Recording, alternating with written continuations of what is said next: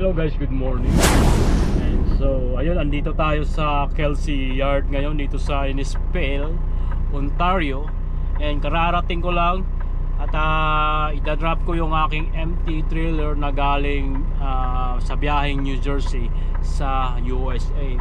So, ayun nga guys, no, babiyahe tayo ng Newfoundland ngayon. Tatawid tayo ng isla, sasakay ng barge o barko.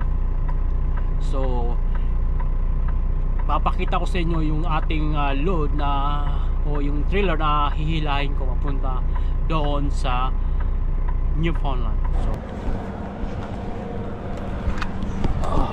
right. Well, yung load ko ngayon guys, isang mga tawag nito, steel frame, gamit pang building. Ayan. So gagamitin to pang sa ano, sa building o sa bahay.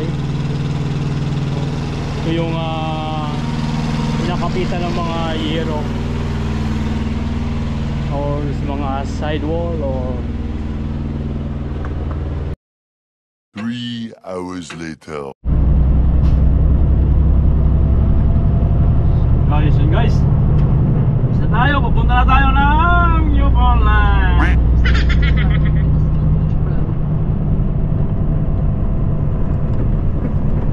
So kalalabas lang natin, no? Kalalabas lang natin ang yard ng Kelsey dito sa Innisfail. So ayun, at bago tayo dumiretso o magtuloy-tuloy sa ating takbo papunta ng Montreal, ay mag-fuel muna ako sa Petropass, no? And yet ito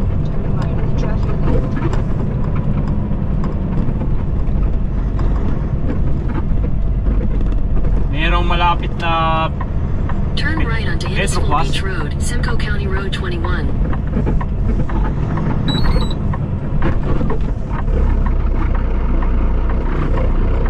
Oh, my Kelsey, my Kelsey. May Kelsey tayong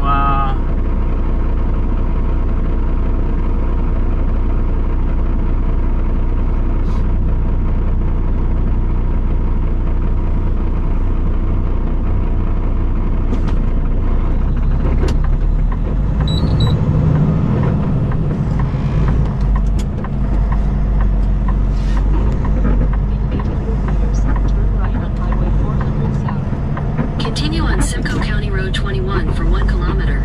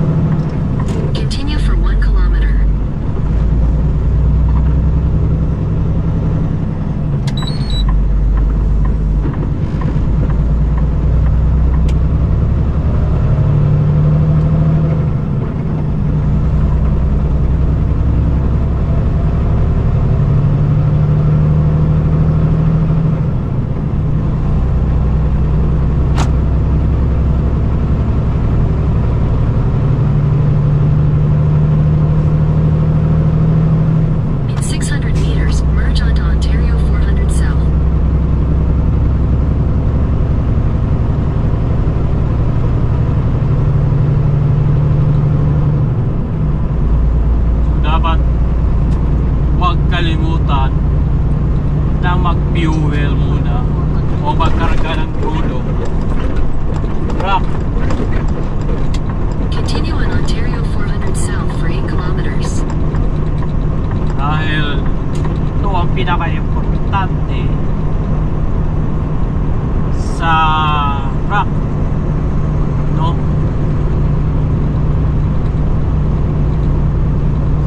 Inubusan ka ng crudo, sigurado.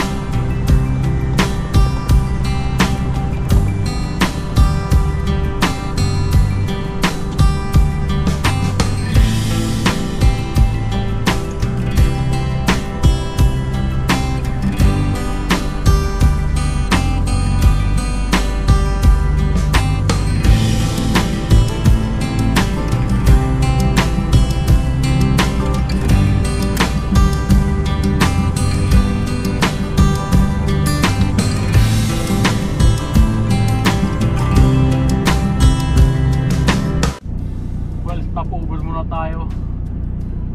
Dito tayo ngayon sa isang turnout dito sa 456 Wesleyville Road. So lunch na tayo, then tuloy tayo sa ating travel. Right. Oh, grabe yung lakas ng ulan kanina, guys, no? Grabe, halos hindi ko na makita yung kasada kanina sa lakas ng ulan.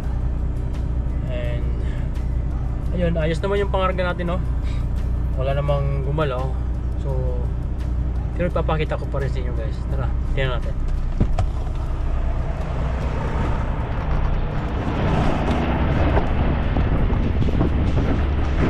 Well, yung ating pangarga ay hindi naman umurong, no, o umabante. Matibay yung ating pagka strap, pagkahigpit, pati din dito sa likuran.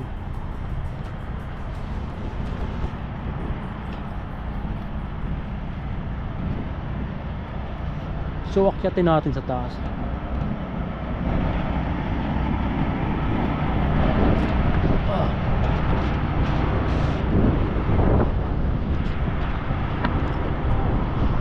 Ito yung karton na basa, pero karton lang yan eh. Ang laman niya na ay bakal. Ito dapat bantayan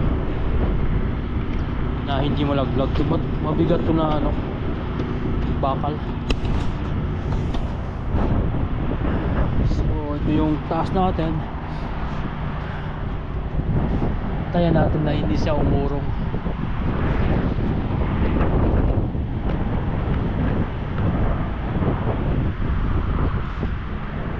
Well, ayos naman, walang umurong.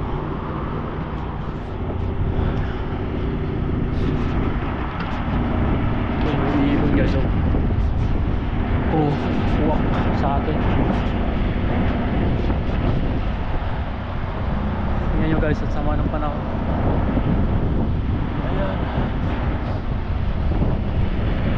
Ayan, lakas ng ulan ngayon.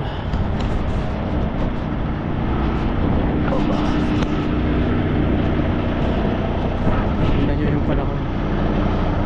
Oo, tingnan nyo yung ulap. Dito, ayos pa dito banda. Pero doon Grabe. Saka dito.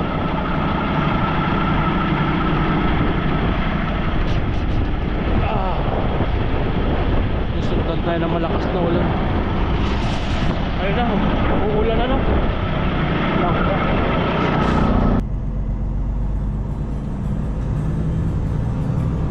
Tuloy tayo guys. Tuloy tayo para lapit tayo sa ating sasakyan na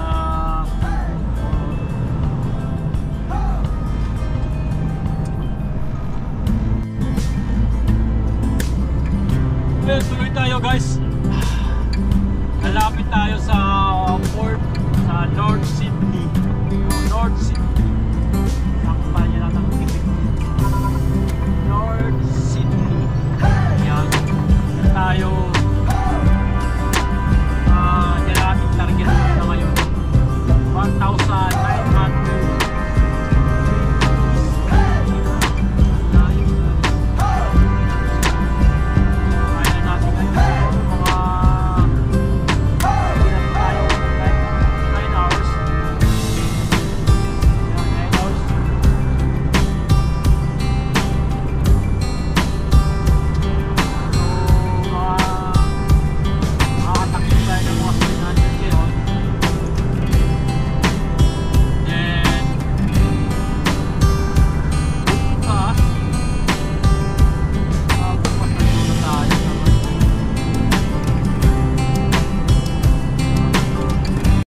Hours later. So ayun mga guys, no, di magandang balita. Di maganda. Huminto ako dahil tumawag sa akin yung aming dispatcher. Sabi sa akin lagyan doon ng trapal yung aking load. So ayun o, nandito ako sa Cornwall, dito sa kapato ng tayo. Malapit na tayo sa Montreal. So minto tayo dahil maglalagay ako ng trapal. Ayun lang, madudumihan tayo, kaya palit tayo ng damit na gagamitin para masayang yung ating damit na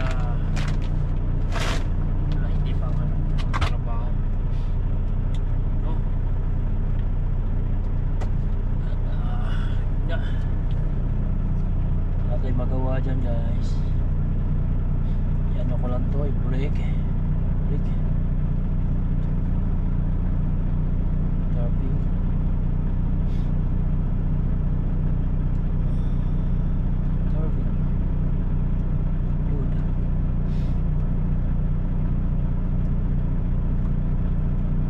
Right. So sayang no, maudlot yung ating takbo. Akin kasi yung panahon na ulan, merong bagyo ata siguro. 3 hours later. So ayun nga guys, natapos tayong magtrapal. Grabe ka pagod. So nilagay natin 3 tarp, no? Pinahabol pa sa akin, nalagyan ng tarp.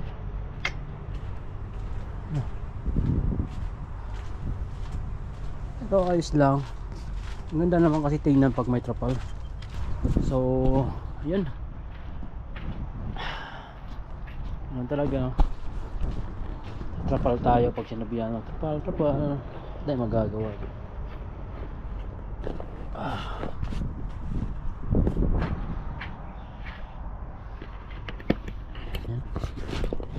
Yan. Well, proceed tayo, no? Hatakbo tayo, meron pa tayong 6 na oras. So yun muna.